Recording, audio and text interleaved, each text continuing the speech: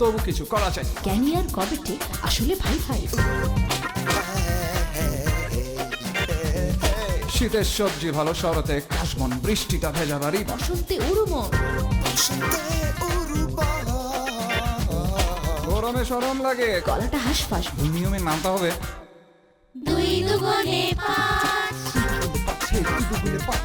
তারপর তারপর আর কি, ধরেন যদি বুড়িগঙ্গায় যায়, তাহলে বুড়িগঙ্গায় কি আর নৌকায় উঠাইয়া মাছ নদীতে নিয়ে ছোট্ট করে একটা ধাক্কা মারতে পারে। তাই বলে তার একটা বিয়ে করার উদ্দেশ্য কি বললেন আপনি? প্রীতিভোজের আসল উদ্দেশ্য হচ্ছে বিবাহ। কার বিয়ে? মোমোর? না রে মোমো, তুইও তোর বাবাকে ভালো মতো চিনতে পারিস না। আমার চেনার কোনো দরকার নেই। তোমার সাথে সমস্যা হয়েছে, তুমিই বাবাকে চেনো। আমি একজন কবি এবং আমাকে কবিতাই লিখতে হবে। লেখ, তুই তোর ইচ্ছে মতো কবিতা লিখে যা, আমরা আমাদের কাজ করি। নিজের বাবার বিয়ে আস্তে মা শুনলে দেবে। একজনের জীবন বাঁচানোর চেষ্টা করে আপনি তো পুরো পরিবারকে ধ্বংসের দিকে, অবিশ্বাসের দিকে ঠেলে দিয়েছেন। তার কি হবে? আমি আসলে পুরো পরিবারটাকে রক্ষা করার চেষ্টা করেছি। আপনি বুঝবেন না, আপনার তো পরিবারই নেই। এই সমস্ত ব্যাপার আমারই দেখতে হয়। এলাকার মানুষ তো, কোনো কিছু হয়ে গেলে তো আবার সামাল দিতে পারবো না, বুঝছো না? চা খাও বাবা, চা দাও। দুঃখের সাথে একটু ছাড়, চোখের জলে হাতের কালি মুছে গেলে কষ্ট দিয়ে কবিতা থামাতো। দেহের ঘাম। চাইলেই তো আর কবিতাকে থামানো যাবে না। উঠে বস, উঠে বস, জরুরি কথা আছে তোর সাথে। আমার সঙ্গে তো তোদের কোনো কথা নেই। ঝামেলা করিস না। এক, তোদের কোনো কবির সঙ্গে কোনো কথা থাকতে পারে না। তুই জানিস তুই কি করেছিস? আমি আবার কি করেছি? আমি তো বসে বই পড়ছি। তাহলে ওই সকেট মাস্তান আমাদের থ্রেট দেয় কিভাবে? নিশ্চয়ই বেয়াদবি করেছিস। ও, আমরা বেয়াদবি করেছি না? আমাদেরকে থ্রেট দিয়েছে তোর জন্য। আমার জন্য? অবশ্যই তোর জন্য। সকেট মাস্তান আমাদের কি বলেছে জানিস? আমি কি করে জানবো? বলেছে আমরা নাকি ঘন ঘন মোহাম্মদের বাসায় যাই। আমরা? হ্যাঁ, সেটা তো তোদের ব্যাপার। আমাদের ব্যাপার? অবশ্যই। ও না, তুই, আমরা কখনো মোহাম্মদের বাসায় যাইনি।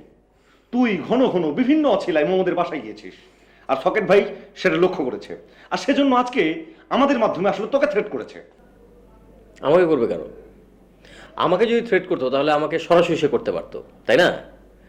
আসলে তোদের ভুল হচ্ছে। থ্রেটটা না, আসলে তোদের কি করেছে। অফ যাও, আমরা ভাই অত শত বুঝি না। তুমি আর মোমোর বাসা যাবা না। বললেই হলো। হ্যাঁ তাই, তোর কুকর্মের খেসারত হিসেবে আমাদের জীবন আজ ভয়াবহ হুমকির সম্মুখীন। তুই আর কখনো ওই বাড়িতে যাবি না। ওকে, আমি আর যাব না। আমি তোদের সঙ্গেও নেই, আমি আর লিফলেটও লিখবো না, আমি এই বাসা থেকেও আর বেরোবো না। মনে থাকে জানো? হ্যাঁ, তোদেরও যেন মনে থাকে। আমি এখন থেকে শুধু কবিতা লিখবো। হ্যাঁ হ্যাঁ, তাই লেখ। অসহ্য।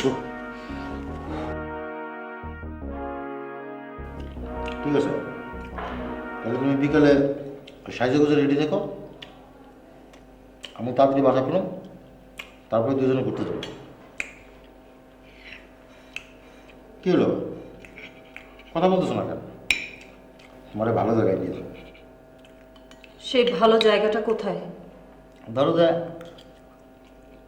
বুড়িগঙ্গা গেলাম, ওখানে ঘন্টা দুয়েকের জন্য একটা নৌকা ভাড়া করলাম, তারপরে নৌকায় চড়ে চড়ে আমরা নদীর হাওয়া খেলাম।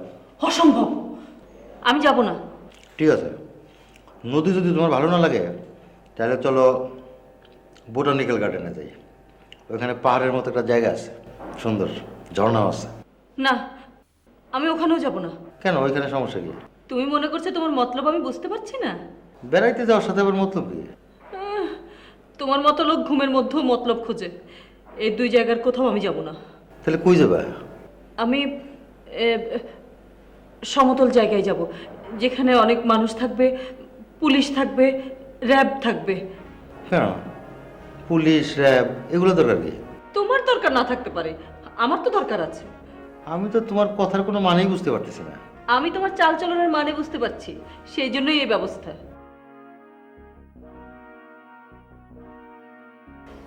আচ্ছা, আশিক যদি এখন আর লিফলেট না লেখে?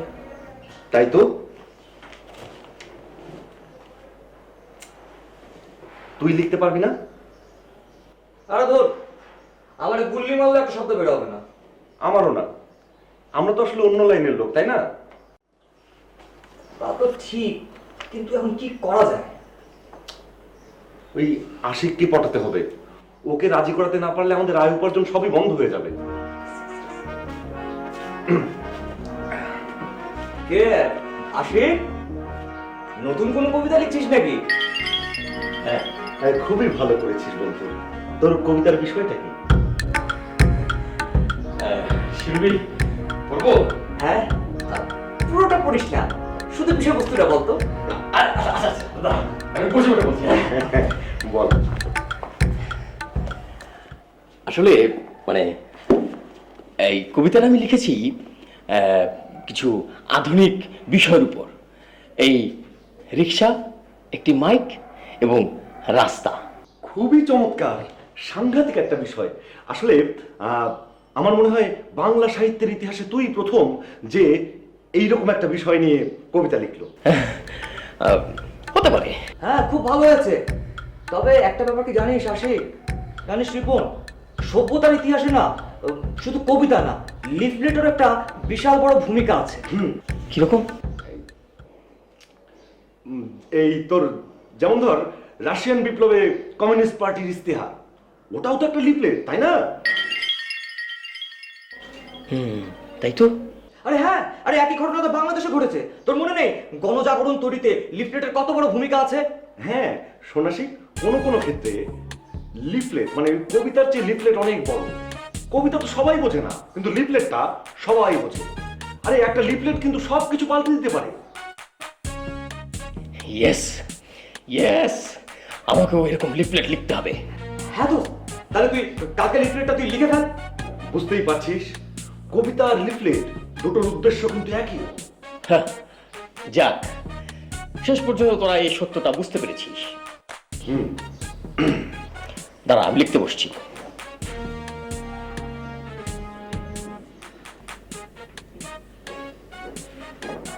খালামা, হ্যাঁ, আপনি স্যারের ফাইনাল কথা দিয়ে ফেলাম নাই তো?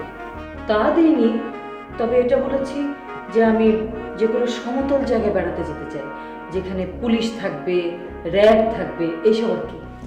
কিন্তু আপনি বিষয়টা আর কটা দিন ঝুলাই রাখলে পারতেন। আরে না, তুই না বললি যে পাহাড়, নদী এসব বাদ দিয়ে যে কোনো জায়গায় বেড়াতে যেতে পারি?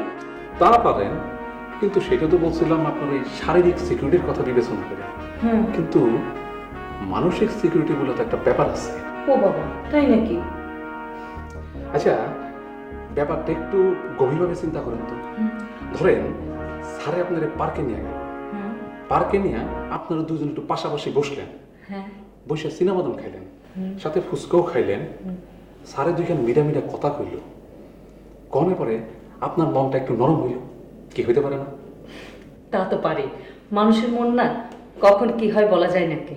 হ্যাঁ, স্যারে আপনার এই মন নরমের সুযোগ নিয়ে আপনার হাতে হাত রেখা আরেকটা বিয়ের পারমিশন চাইল, তখন কি হইব? তাই তো, তখন কি হবে কত?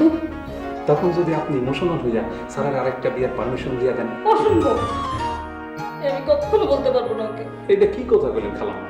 আপনার এইমাত্র কইলেন মানুষের মন কখন কি চাই এটা কওয়া যায় না। এখন ধরেন আপনি মনে করলেন যে স্যারের মানে এই লোকটায় জীবনে কিছুই আপনার কাছে কিছুই চায় নাই, তার মানা করি কেমনে? আজ কিছু একটা চাইছে। সত্যি তো।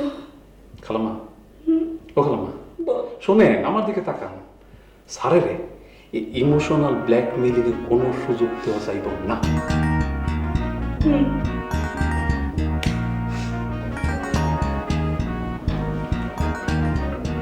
কিসের ফাইল? স্যার, খুব জরুরি ফাইল, ডেকোরেটরের ফাইল। তো এটাতে আমি কি করবো? স্যার, ওই প্রীতি ভোজের জন্য। ও, সেটা আগে বলবো তো। বসো। স্যার, এই ডেকোরেটর আমাদেরকে 480টা চেয়ার দিতে পারবে। আমার মনে হয় এই ডেকোরেটরকে বুকিং দিতে হবে। আচ্ছা, লোক কত হবে এটা আন্দাজ করতে পারছো? জি স্যার, আমি ভোটার লিস্ট দেখে একটা ধারণা করে ফেলেছি। ভোটার ছাড়া কি মহল্লায় আর কোনো মানুষ নাই? জি স্যার, একটা ভাইটাল পয়েন্ট বললেন স্যার। সব মিলে তারপর হিসাব করবো। স্যার ওই ডেকোরেটরকে বুকিং দিয়ে দেবো? এখন তো স্যার প্রোগ্রামের সিজন, বুকিং দিয়ে দিলে ব্যাপারটা নিশ্চিত হওয়া যায়। ডেকোরেটরটারে একটু পরে বুকিং দেবো। স্যার তাহলে কি প্রীতি ভোজটা হবে না? এত বেশি কথা বলো কেন? আমি কি বলছি যে প্রীতি ভোজ হবে না? না না স্যার, আপনি তো তা বলেননি। এখন যাও, ওই অ্যাকাউন্টেন্টে পাঠাই দিও। যাও। জি স্যার।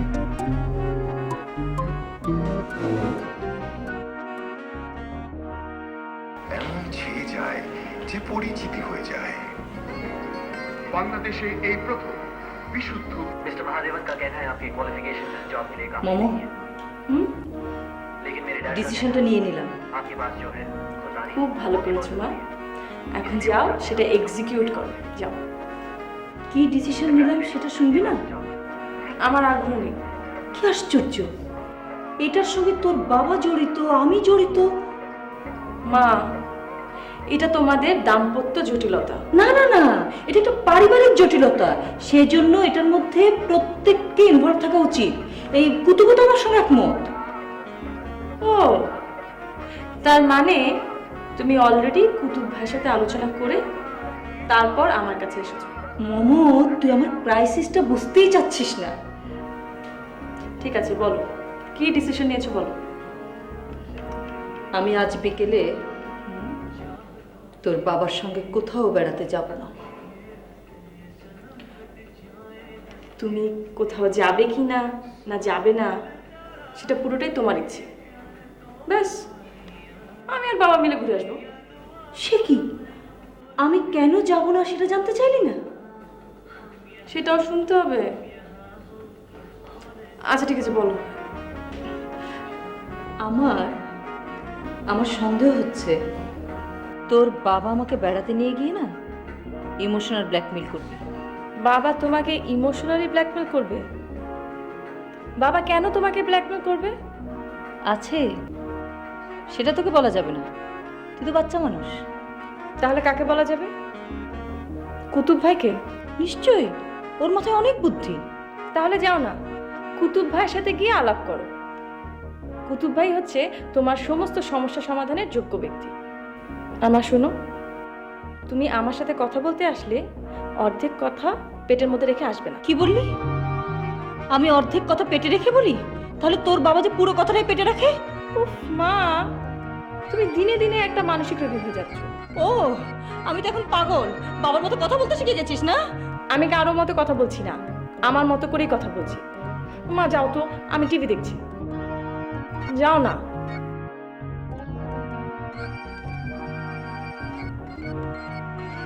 আরে ওই মিয়া, এদিকে আসো। কেমন আছো?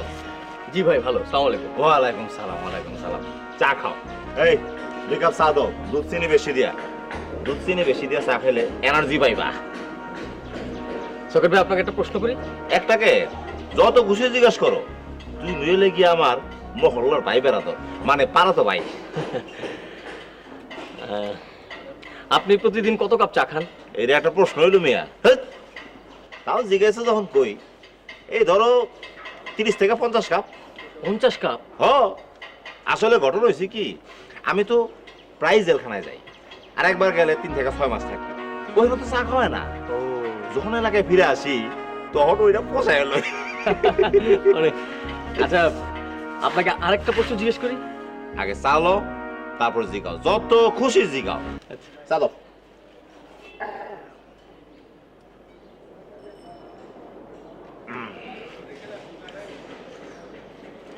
ভাই, আপনি কিন্তু মাইন্ড করতে পারবেন না।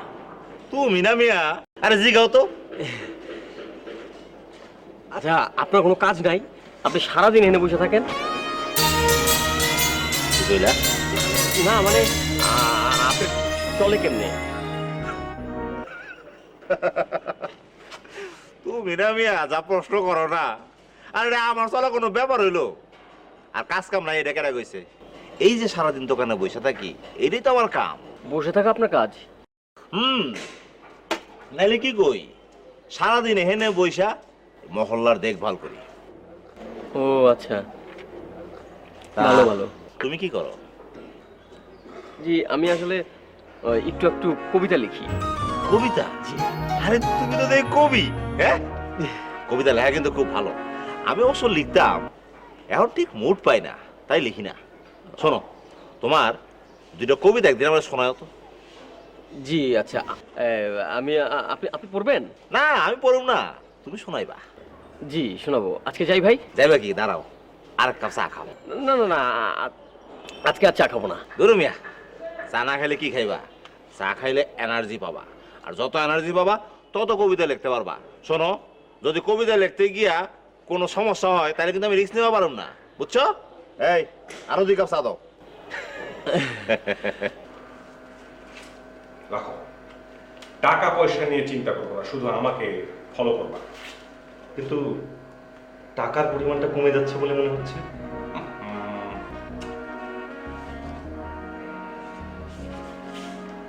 রাখো। অ্যাকাউন্ট্যান্ট সাহেব প্রজেক্টের মধ্যে একটু বাহা ঢুকিয়ে ফেলেছে, বুঝছো? এই বাজেট একটু মানে কাটছাট করছে। কিন্তু গত সপ্তাহে না আপনি বললেন এখন থেকে ক্যাম্পেইন সপ্তাহে 2 দিন করতে হবে, তাহলে তো ইনকাম আরো কমে যাবে। বেকুব নাকি, সাথে ওটা 4 দিন করে ফেলেছি। কিন্তু আপনি না গত সপ্তাহে বললেন যে এখন থেকে ক্যাম্পেইন 2 দিন করতে হবে। এত কিছু ভাবলে তো ব্যবসা হবে না। ওটা তো বলেছি তোমার বন্ধুর সামনে, তোমার আর আমার হিসেবটা তো আলাদা। কিন্তু ওরা যদি জেনে যায়? আহা, কি যে বলো না, তুমি আর আমি যদি না বলি তো ওরা জানবে না। আর কবি নায়কদের কোনো বুদ্ধি থাকে না, বুদ্ধি থাকে যারা ব্যবসা করে কিংবা করবে তাদের। জি জি, বুঝতে পেরেছি। শোনো, ওরা জানবে 2 দিন, মাইকিং হবে 2 দিন, বাকি 2 দিন মাইকিং হবে না। একদিনের টাকা আমার, আরেক দিনেরটা আমার। এই তো খাঁটি ব্যবসায়ীর মতো কথা বলেছো। দোয়া করবেন।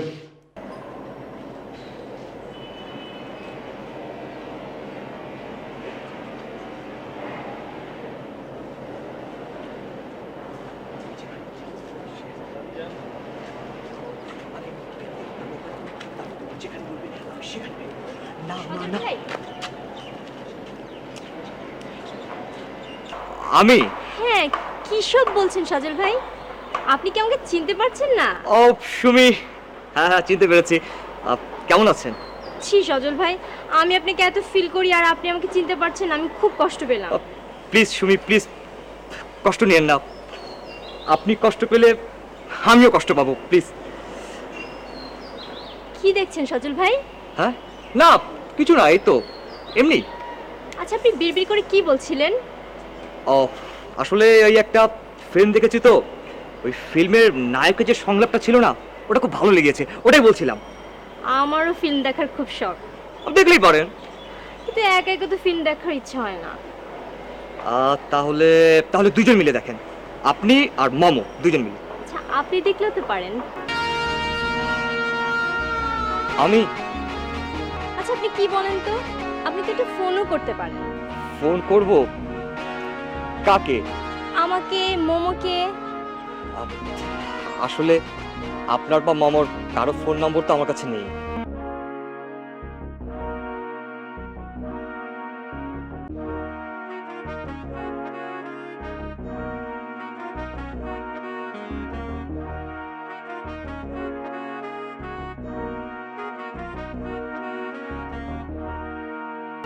যাই, আমরা অপেক্ষা করব কিন্তু।